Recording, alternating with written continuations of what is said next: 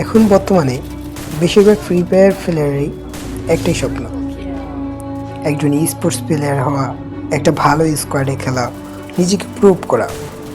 কিন্তু বর্তমানে বাস্তবতা কি জানেন? আজকাল অনেক স্কোয়াডই আছে যাদের টিম তৈরি হয়েছে মাত্র 6 মাস, কিন্তু তারা প্লেয়ার খুঁজে 1 বছর 2 বছর অভিজ্ঞতা ছাড়া কাউকে নেয় না। এখন প্রশ্ন হলো, ভাই আপনার স্কোয়াডই যদি 6 মাসের হয়, তাহলে 1-2 বছরের অভিজ্ঞ প্লেয়ার আপনি কোথায় পাবেন?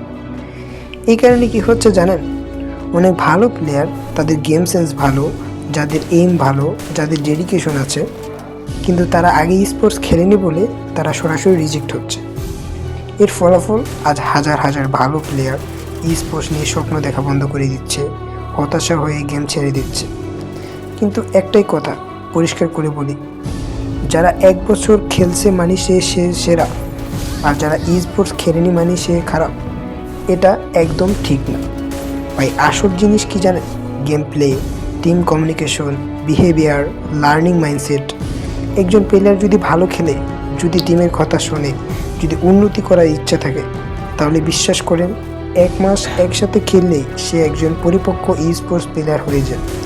এক্সপিরিয়েন্স কিনে আনা যায় না, এক্সপিরিয়েন্স তৈরি হয় টিমের সাথে, ম্যাচের ভিতরে, হার জিতের মধ্যে।